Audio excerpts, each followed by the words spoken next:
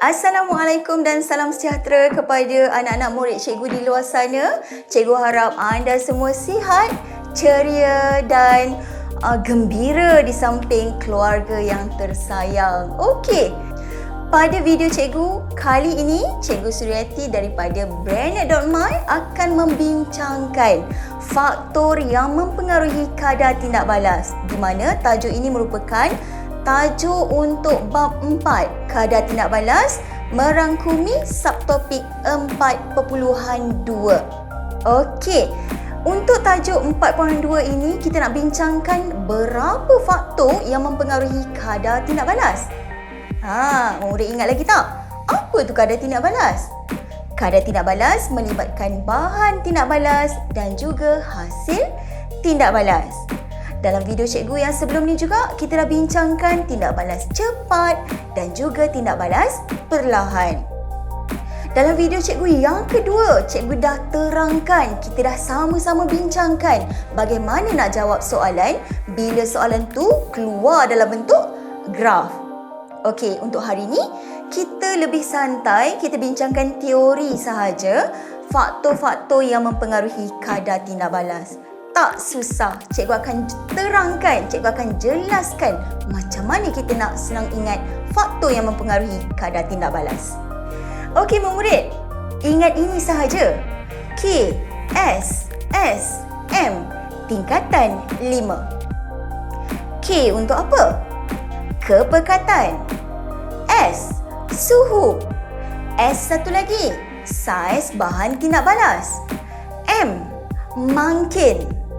T, tekanan. 5, ada 5 faktor yang mempengaruhi kadar tindak balas. So, ulang balik. K, S, S, M, tingkatan 5. Okey, apa dia K? K, apa dia?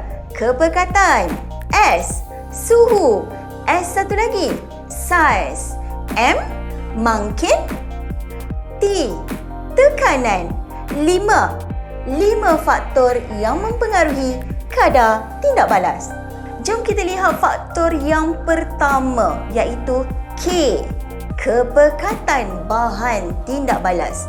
Okey murid, apabila kepekatan bahan tindak balas ini meningkat, mestilah kadar tindak balas pun akan meningkat. Okey, jom kita tengok pada rajah.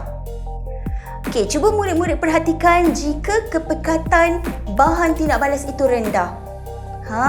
Zarah bahan tindak balas adalah sedikit. Jadi tindak balas itu akan berlaku dengan perlahan.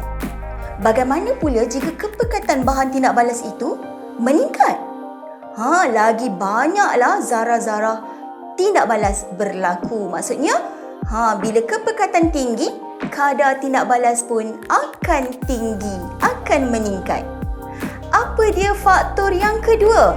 K, kepekatan. S, suhu. Okey.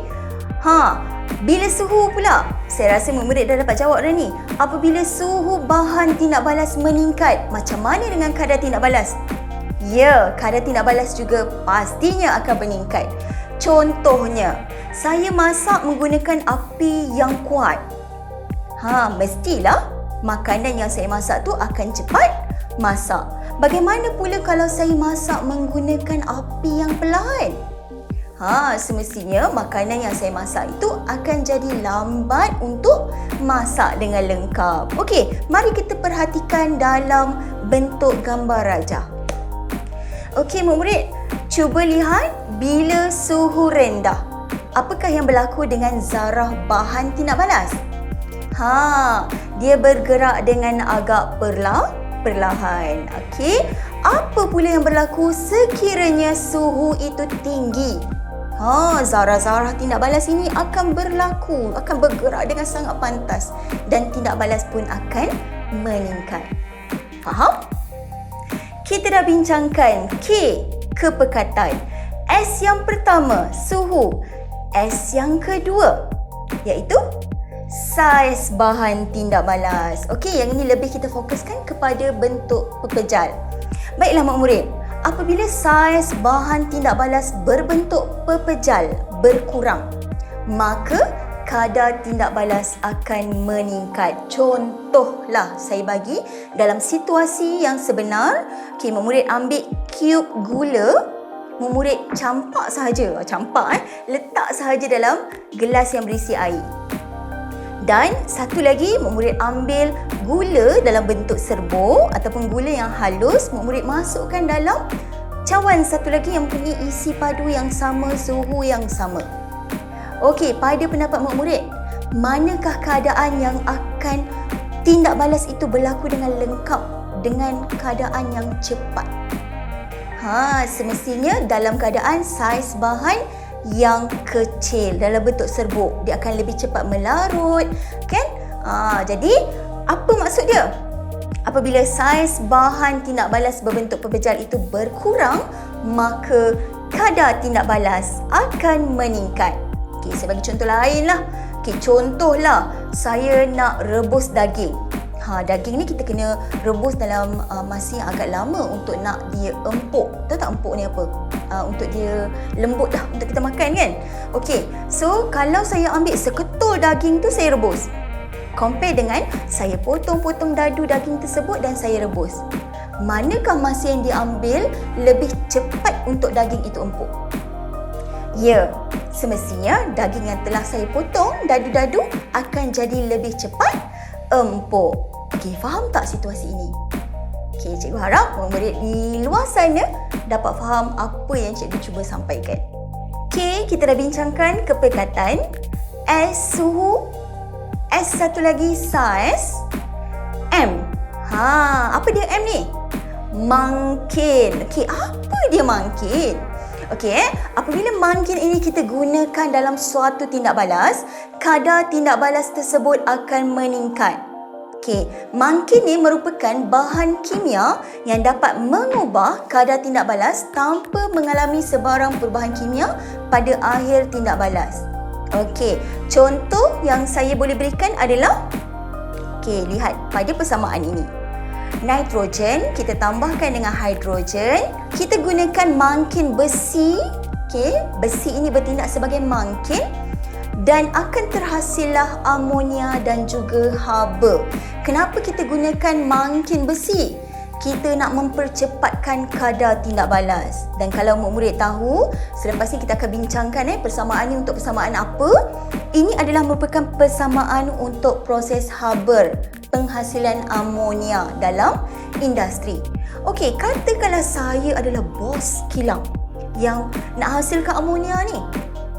Okey, kalau saya orang bisnes, saya nak hasil dalam masa yang ditetapkan. Dalam masa yang dah ditetapkan tu nak hasil yang sedemikian. Betul tak?